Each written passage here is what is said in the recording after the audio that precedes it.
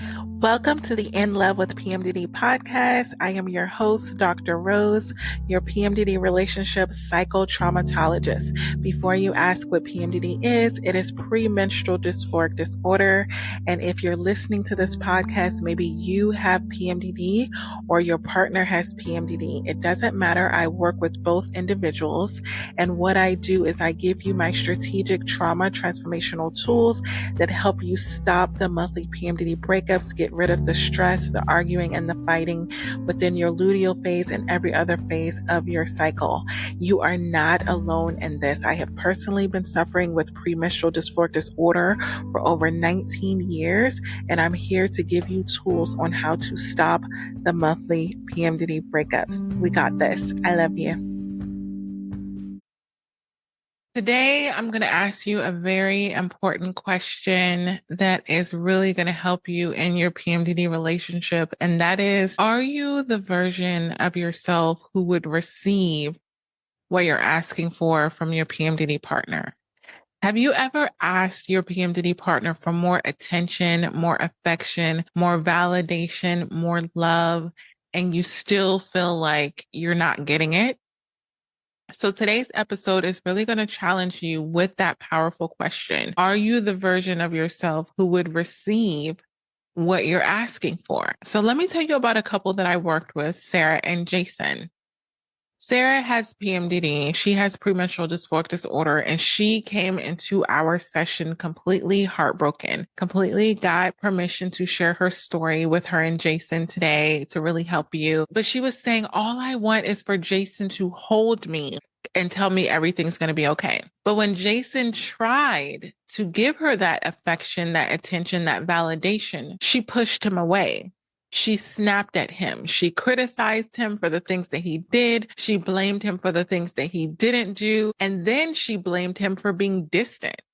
She didn't realize that her unhealed triggers from things that had happened, traumatic things that had happened in their relationship, were rejecting the very thing that she was craving.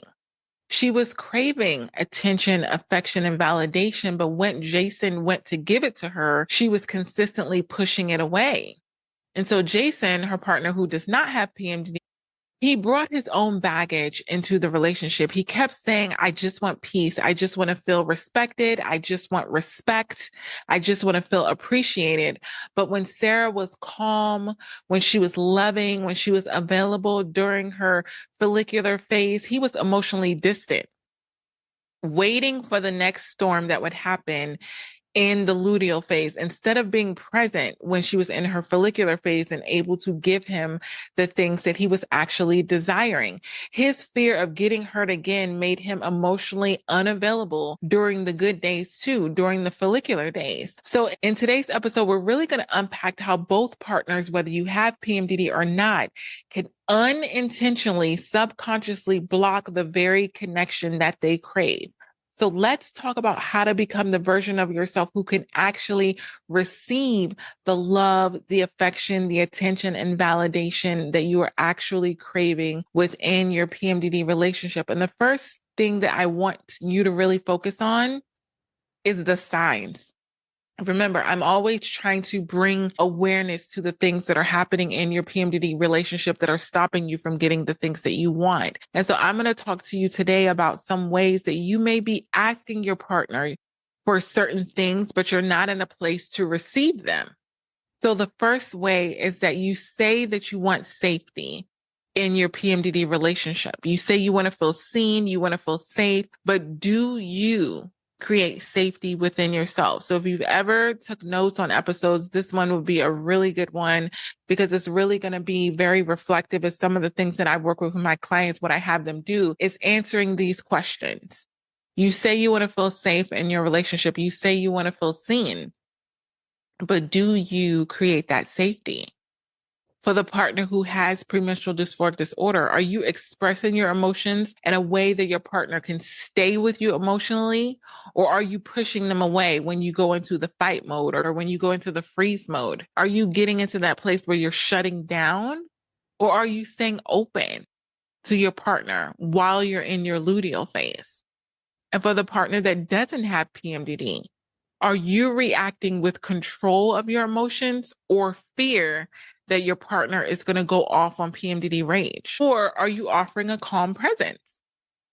A lot of times you really have to ask yourself this question because you're saying you want to feel safe. You don't want to feel on edge. You don't want to feel this fear. But what kind of environment are you setting for your partner to get into in order for you to receive the thing that you're asking? And so the next thing is you're saying that you want to feel seen, but are you willing to be vulnerable? You want your partner to get you. You want your partner to see you. So for the partner that has PMDD, are you hiding behind anger and past traumatic events that have happened? Or are you shutting down when your partner tries to be vulnerable and open with you about things that have happened in the relationship? Or are you letting your partner in to the pain and fear that you may be feeling? Vulnerability looks like, I'm really scared that we're going to have a fight like we had last month. And I don't want to go there. I don't want to talk to you the way I talk to you. I don't want you to talk to me the way that you talk to me. I don't want any of that to happen again. I just want to have a really good month with you. That's vulnerability. Shutting down and having anger is not talking about it. And then your partner noticing that you feel off and they're saying, what's wrong? And you're like, I'm fine. I'm fine. I'm fine. You're consistently shutting down instead of being really open about the fear that you may be feeling. And for the partner that doesn't have PMDD, are you truly curious about who your partner is beyond their premenstrual dysphoric disorder symptoms? Or are you only reacting to the surface? Are you saying that everything has to do with PMDD? Or are you really curious to say, is this an issue that you really have with me? Is this something that you really feel I need to work on? Or are you blaming everything on PMDD? Vulnerability would say, I know I'm not perfect. I know I don't handle everything perfectly in this relationship. And if there's something that I need to work on, I'm open to you letting me know what that is. I want to be better in this relationship. And if there's something that I can do, please let me know. That means that you're open and you're vulnerable and you're not just blaming everything on PMDD because that's a cop out. So the next thing is you're craving attention and affection. But I'm asking you, are you pushing it away when it's offered to you? But for the partner that has PMDD, do you get defensive or reject closeness when you're in PMDD and then later resent the distance? Later on, you're saying, oh, we never hold hands or we're never cuddling or we're never that. But then when you get into the bed and your partner tries to cuddle with you, you say you're too hot. You say you're too tired. You have all of these excuses as to why you're not affectionate. Do you not have affection in your relationship because when it's offered, you reject it? And then your partner has gotten so tired of trying to come on to you, of trying to initiate affection because they're always getting rejected, that now they're just not doing it anymore. If your partner is not initiating any sign of affection, could it be because they've been rejected so many times? And for the partner that doesn't have PMDD, are you withholding affection as a sign of punishment for past behavior? Maybe they talked to you crazy when they went off on PMDD rage and now they're trying to be affectionate and you're withholding it.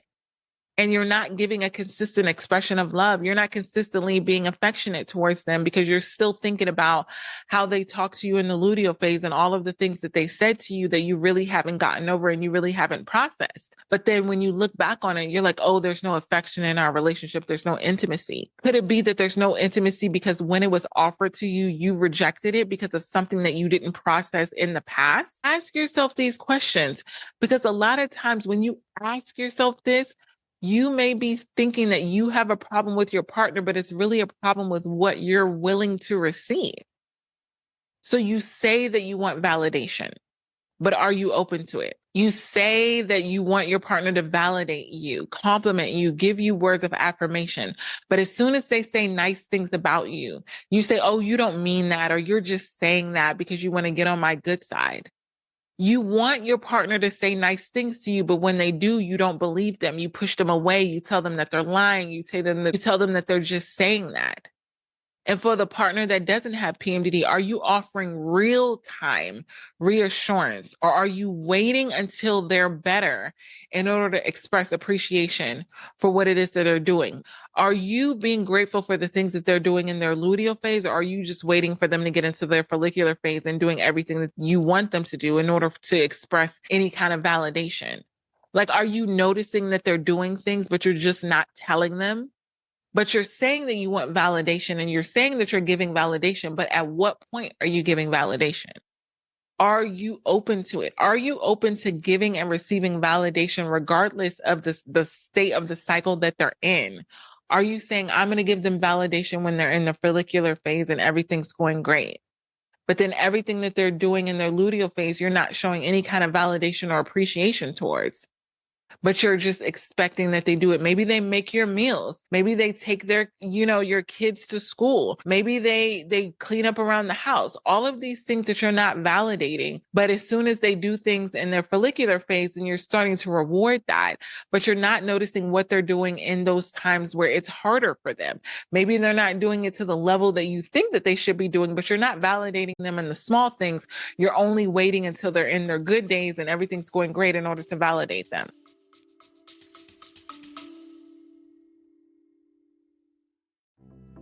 If you're listening to this episode and you're thinking to yourself, Dr. Rose, my partner and I need these tools in our PMDD relationship. We need them customized to exactly what's going on. We're in that place where we're stressed, we're arguing, we're in that same cycle again and again and again, and we don't know what to do. We've tried so many things. We've tried to do it on our own. I don't want to continue another month, another cycle, going through premenstrual dysphoric disorder and having these fights and arguments. Honestly, I don't even know if we're going to make it. So if you're in this place and you're listening to this episode and everything that I'm saying is really resonating with you, and you know that you need the private session for the month of July, I am going to be launching a series called PMDD Freedom. If you use the code PMDD Freedom, you will get $100 off of my private sessions. Use the code PMDD Freedom. Go to inlovewithpmdd.com, put that coupon code in. You're going to get $100 off of the private sessions only for the month of July. I am announcing it right now, so feel free to go book up on the calendar. I am only doing this for the month of July of 2025. So I'll see you in our private sessions. We got this.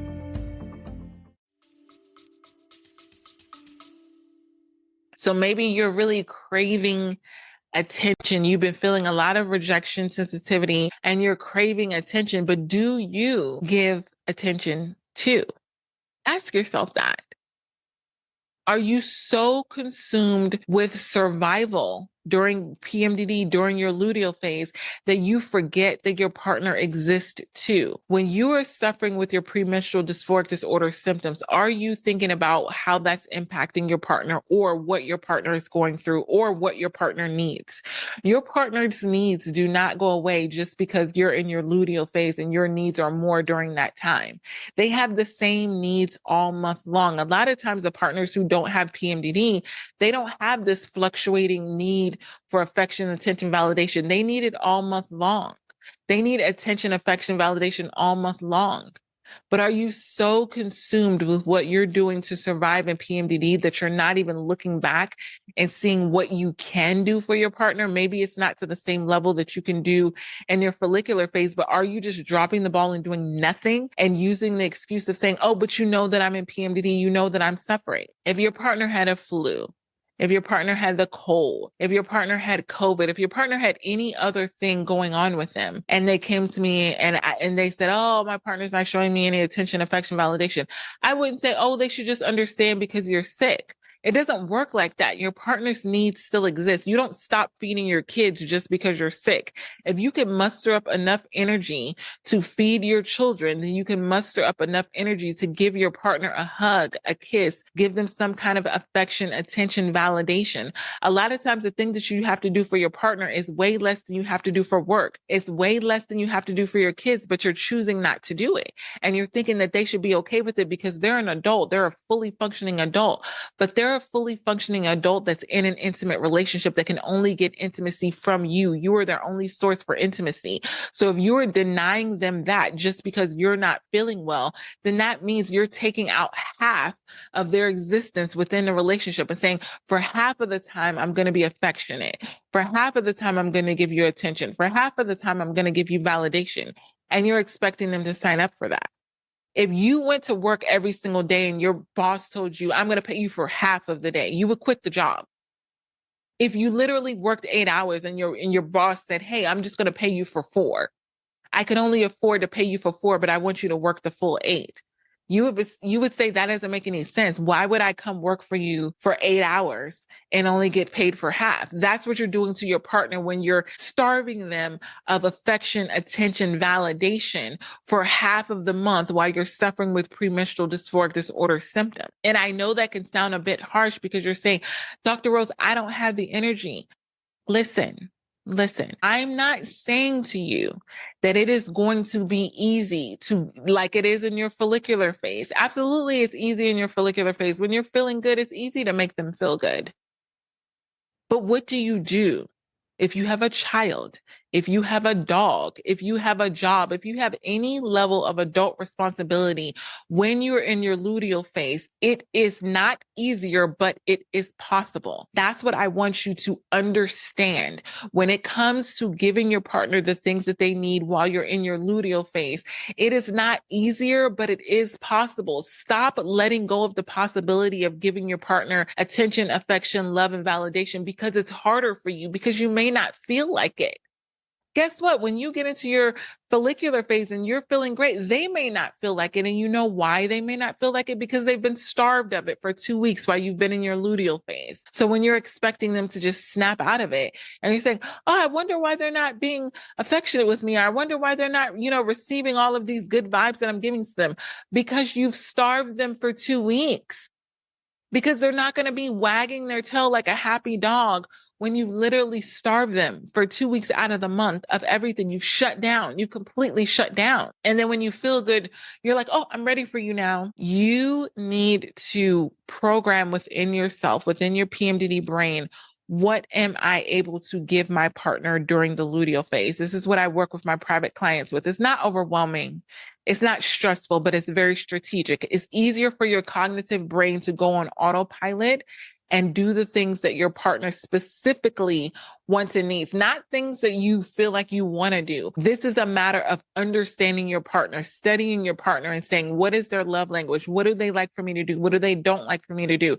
And I know the ego is like, why should I have to do that? I'm the one suffering in PMDD. Because you are in an intimate relationship. Because you are in an intimate relationship, you have responsibilities to your partner, whether you have premenstrual dysphoric disorder or not. And I think that that's a misconception, because you're suffering, that all of a sudden you don't have responsibility to your partners and meeting their needs. You do. You absolutely have a responsibility to your partner, regardless of the fact that you have premenstrual dysphoric disorder. So if you are in this phase of your cycle and you're like, I'm just trying to work on myself, I'm trying to manage my PMDD symptoms, you better be plugging your partner into managing your PMDD symptoms, because if you're connected to another human being that you're not plugging into your coping mechanisms, it's going to make everything that you're doing worthless. You're never going to have peace in PMDD if you don't have peace with your partner. I'm going to repeat that. You are never going to have peace in PMDD if you do not have peace with your partner. So all of these things that you're trying to do on the side to manage your PMDD symptoms better, to manage your emotions, to not go off on PMDD range, to not react to your triggers like that, all of these things, if you're not adding your partner into that, what are you doing? You're still in a relationship. You can push them to the side and say, you need to work on this and you need to work on that. Everything that the both of you are doing to work on your own personal development needs to be collaborated, because you are together. You are an entity. You are not one person here and one person there. You're a couple. You are a couple. And you are in an intimate relationship. So anything that you're doing to work on yourself needs to be collaborated with your partner. Hey, I'm thinking about doing this. I'm thinking of changing this up. I'm thinking about adding this, part of my morning routine, my evening routine, my daily routine. What do you think about that? How is that going to impact you? I always talk about my PMDD partner's morning routine, and every single time that I invite someone into my life that I have to manage what that's going to look like for the partner or the person that I'm with at that time, that I'm sharing my space with. I can't just say, this is what I do during my morning routine and that's it. I have to check in, because I'm making the conscious choice to be connected to someone else. It's not all about me. PMDD is not my fault, but it's my responsibility to manage. And if I'm adding someone into the equation of being in my life, then you better believe that they need to be intertwined and be knowledgeable about what I'm doing, not just I'm doing this and you just need to deal with it. Hey, this is what I do for my morning routine. I always talk about this, even when I'm dating. This is what my morning routine looks like. Do you have a morning routine? You don't have a morning routine. Okay, this is what I'm going to do during this time. How does that impact you? How do you feel about that? And not just having the conversation, seeing over the course of days, weeks, months, I'm doing my morning routine. How is it impacting them? Because if it's not working for them, it's not working for me because I'm choosing to be with them. It's not all about me. Let go of the ego. The ego's like, you're suffering. Whatever you need to do, it needs to be good with them. No, they're a completely different person with completely different needs. And maybe, like I've told you before, I've had partners in the past that want a lot of attention, affection, validation first thing in the morning. And I'm in a place where I need to pour into myself first thing in the morning. So what did I end up doing? Waking up earlier to pour into myself so that when they woke up and they were ready to connect, that I was able to do that for them. Just like I would with my children. I have one child, but I've had stepkids. But that's what I mean. If I ever dated someone and they had a child and their child woke up really early during the time that I had my morning routine, I would wake up earlier to get my morning routine done and be there for the kid because I'm choosing to invite them into my life. So if you're feeling like you could just do whatever you want to do and not take the other person into consideration, you should be single. You should, because you're not willing to consider another person. And you should not have a child or a dog or any other thing that's going to be dependent on you because it's not all about you when you have premenstrual dysphoric disorder. But the ego is very high. And I'm saying this, and I have premenstrual dysphoric disorder. I've had it for over 19 years and I have to consistently battle with this because the ego, when you have PMDD, is very prevalent because of the depths of suffering that we go through. There's a level of entitlement that we can experience because we suffer so much. We feel like we deserve so much. This is where you're at. This is where the fight is when it comes to collaborating and to compromising with your morning routines or evening routines or anything that you're doing. Because you're like, I'm suffering. I'm just trying to manage my symptoms. I don't know what their problem is. Their problem is they want attention, affection, love, and validation because they're in an intimate relationship, which is actually not a problem. They're just requiring it of you because you're choosing to be in a relationship with them. And for the partner that doesn't have PMDD, do you give your attention freely or only when it feels easy or convenient for you? Are you in this place that you're only giving them affection, attention, love, validation when they're in their follicular phase and you know that you're not going to get rejected and you know that they're going to be in a good mood? So you're only being that open when you know that they're going to be in a good mood. I've had partners do this so many times. When they figure out when I'm in PMDD, they avoid me like the plague. They're like, oh, she's in PMDD. She could be moody. She could be this. And you're withholding everything. But then as soon as they're in a good mood, you're like, hey, the next thing is you ask for intimacy. You want intimacy. I always ask my clients when we come on these introductory sessions, what is it that you think is missing in your PMDD relationship? The big one is always intimacy. But are you creating emotional closeness first? By intimacy, a lot of times they're talking about the sex is gone. Sex is gone. We don't have sex anymore. We used to have sex. Every time we have sex, it's like very sporadic. And then it probably won't happen for another 40 days and 40 nights. For the partner that has PMDD, and you're saying that you want intimacy, ask yourself this question. Are you emotionally available to your partner when you're asking for intimacy? Do they know what's really going on with you? Are you really expressing your emotions towards them? Are you telling them that you love them, that you care about them? Are you holding their hand? Are you looking at them lovingly? Are you rubbing their back? Are you doing all of those cute things that you used to do when you were dating? Are you not doing those things and expecting intimacy? You're not doing those things. You're not holding their hand. You're not looking at them lovingly. You're not rubbing their back. You're not looking at them with the heart eye emojis when they're walking into the house and you haven't seen them all day. You're not doing any of that, but you're expecting intimacy. You're looking at them like they're the same, Blow Joe off the street that you've seen at the grocery store, but you're expecting intimacy from them. You're treating them like they're common and trying to create intimacy. Intimacy means that you are treating them as if they are the most important person in your world during that time, during that moment. that you are so infatuated with them, that you are so attracted to them, that you're leaning in and you're being loving, that you are drawn to them. You are acting as if you are drawn to them, and that is a level of intimacy. You feel so close to them. Intimacy is closeness, meaning whatever's going on with me right now, you should know, because I'm going to talk to you about what's going on with me. I'm going to tell you everything that's going on in my brain so that you can get into my body. That's literally the code for intimacy. True intimacy that is fulfilling. I'm going to tell you everything that's going on in my brain so that when you connect with my body, there's no surprise. There's this connectedness. It's like a plug. When you're connected to me on an intimate level, you know what's going on with my mind. When we connect with our bodies, it's all aligned. When there's no intimacy, there's no emotional closeness. That's just sex. That's something that you can have with any blowjob, and it's not fulfilling. It's like you have no idea what's going on with me, but you want to enter my body. Okay. You don't feel closer to that person. You almost feel taken advantage of. How many times have you had sex with your partner and felt taken advantage of, felt less close than you did before? It just wasn't good. It wasn't good because you weren't emotionally connected.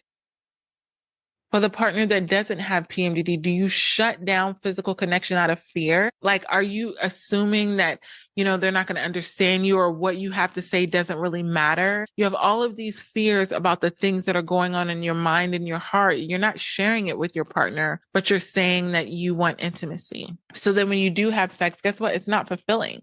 And if it's not fulfilling, it's probably not going to happen again for another 40 days and 40 nights. If you're wondering why you have these sporadic moments of intimacy, that's just your body being lustful. That's your body being horny and lustful. You have sex and then it doesn't happen again because there's no yearning, there's no craving for it. People crave intimacy. People lust after sex. Craving intimacy, meaning I felt so close to you. I felt so seen. I felt so heard. I felt like you really got me. I want to do that again. That's that intimacy. That's when you're drawn to the person. That's probably what drew you to them in the beginning. But lusting after them is like, I can't take it anymore. I'm about to burst. I'm so stressed out. I'm just going to have sex, pump, pump, pump, and we're done. Because the reason why that takes a long time to happen again is because you have to wait until you get that frustrated, that overwhelmed, that built up. So when you have that same scenario happen again, and it's not going to be fulfilling.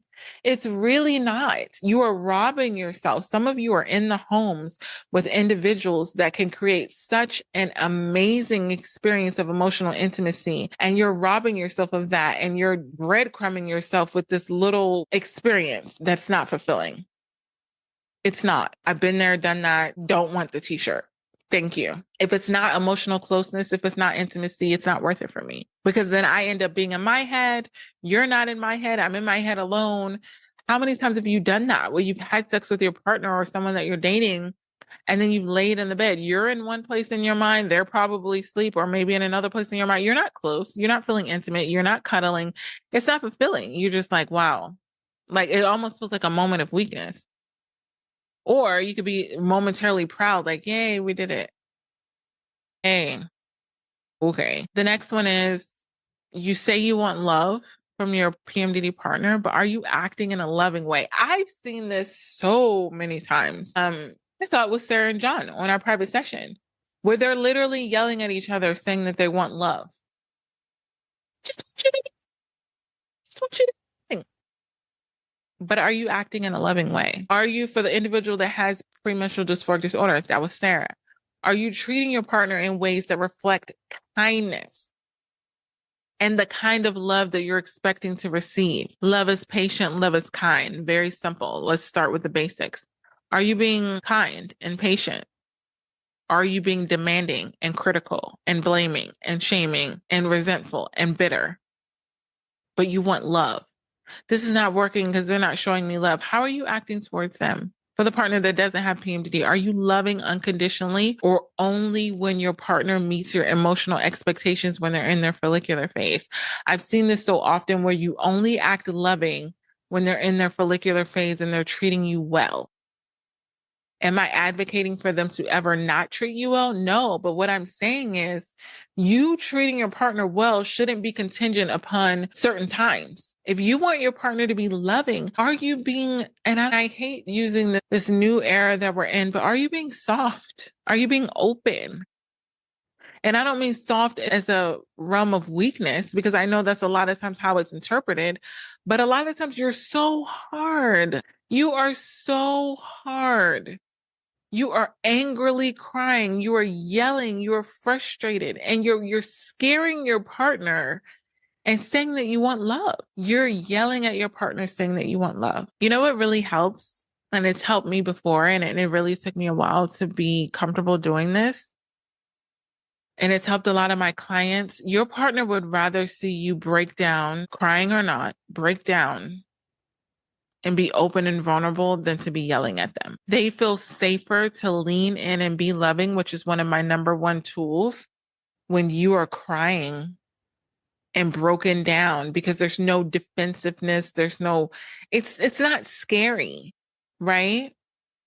If you see that your partner is frustrated and so overwhelmed and they're just like, I don't know what else to do, I just want my partner to love me. You know that your partner will lean over and hug you and kiss you and love you because they finally feel like they're in a safe place to do so. Because they don't feel like you're going to go off on them and blame them and criticize them. A lot of times when you've gone through a lot of traumatic events, that's where you're at. It's either anger and rage and, oh my gosh, I'm so frustrated, to like, you know what? This is how I really feel. And this is how we get to in our private sessions together. We get to the root of it. And a lot of times at the root is a lot of fear and a lot of sadness. And it's like, I just want my partner to love me. And when your partner sees that, they lean in and give you the very thing that you've been asking for, because they finally feel safe to do so. Because they know that you're not going to chop their head off, because you're not in that aggressive state. If you want love, real, tender, compassionate, caring love, drop the mask, drop the ego, drop the harshness, drop the aggression, drop the who's right and who's wrong. Drop that. It doesn't matter. If one of you is wrong, you're both wrong, because you're in the relationship together. No, if you care more about being right, be single, because that means you're trying to win for you, not for the relationship. If I ever felt like I won, like, oh, I won because I did this and they didn't do that, then I'm not thinking about the relationship, because the relationship is two people. I'm thinking about myself. So the next thing is, you say that you're triggered, but are you owning the trigger, or are you blaming your partner for it? You're always coming, I'm triggered, Dr. Rose, I'm triggered. Okay. But are you owning the fact that you are triggered? Because there's a lot of things that happen in the relationship where you're triggered for a specific reason. And I always ask you when we're working together, why does that trigger you? I'm not saying what their behavior is right or wrong. We just need to get to the root of, why does that action specifically trigger you? When I found out that yelling and cursing was a trigger in my PMDD relationships, that was a me thing. I have childhood trauma related to yelling and cursing. That was something that I couldn't handle. Is that my partner's fault? No. I had to take ownership for it. I couldn't blame my partner for doing something that they probably just do. That's on me to choose a partner that did that. That was completely on me, because I'm pretty sure there's someone that can be in a relationship with somebody that does that and they're completely fine. I had to own the trigger. I said I was triggered, and I owned the fact that, hey, when I really dug deep and really understood why I'm triggered by that, it's because of my childhood trauma, because I had an abusive adopted father who yelled at me and cursed at me and made me feel horrible about myself. And every single time that a partner does that, I go back to that moment and it shrinks me and it's mortifying and it is terrifying to me. And so for the partner that has PMDD, are you identifying the root of your triggers and communicating them without attacking? 83% of individuals who have premenstrual dysphoric disorder have some level of past trauma. 83%. So pretty much all of us have some level of past trauma. So when you're talking about your triggers, these are trauma triggers. What is your past trauma that is making you be triggered by this specific action by your partner? Are you identifying the root? For me, the root was my childhood. Can I change that? Even if I healed from it, that's probably always going to be a trigger for me. And I just need to manage how I react to it. And I needed to communicate that to my partner. And I did it in a way of saying, hey, this is a trigger that I have from my childhood. And when I communicated it, they were just like, this is who I am. This is part of who I am. I don't think it's anything wrong with it. And then I had to make a choice after that. That was on me. That's me owning my trigger.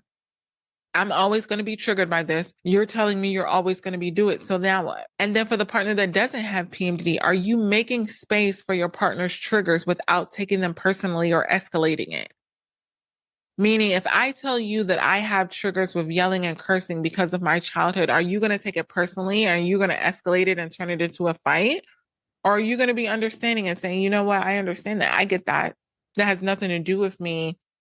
But you know what? Because that triggers you, I'm going to work on that. That would be a choice. Do they have to do that? Absolutely not. Absolutely not. If you make a decision and say, if I tell you, hey, this is my trigger, this is what I'm working with, and you don't want to change it, then it's on me to make a decision of how am I going to live my life. The next thing is you ask for patience, but are you practicing it too?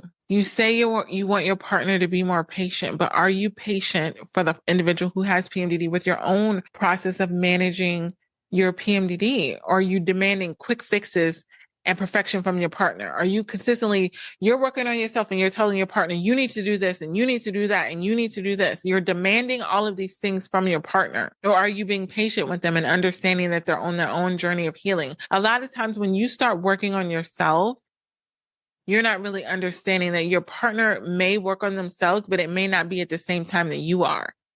And you can't demand that of them and parent them into working on things that they need to work on. And for the partner that doesn't have PMDD, are you being patient with the ups and downs of their luteal phase? Or are you resenting the hard days as if they're doing it on purpose? Are you making your partner feel bad about having PMDD without knowing that it's not it's not our fault that we have it. It's our responsibility to manage. But are you treating your partner like they're choosing PMDD, knowing that they're struggling? You want patience for yourself, but are you patient with your partner when they're working on something and they make a mistake? Are you making them feel bad about making that mistake? Or are you understanding and saying, oh, I know that was really hard for them. You know, they're just, when you're working towards becoming a better version of yourself in the relationship, you're going to have times where you relapse. And you're going to be like, oh, I should have handled that differently. And your partner needs to be there to be supportive and not throwing it in your face. And the last thing is you say that you need support. You say you want a supportive PMDD partner. You say you want support in your PMDD relationship, but are you willing to be helped? For the partner that has PMDD, are you open to feedback or are you defensive and resistant to any suggestions from your partner?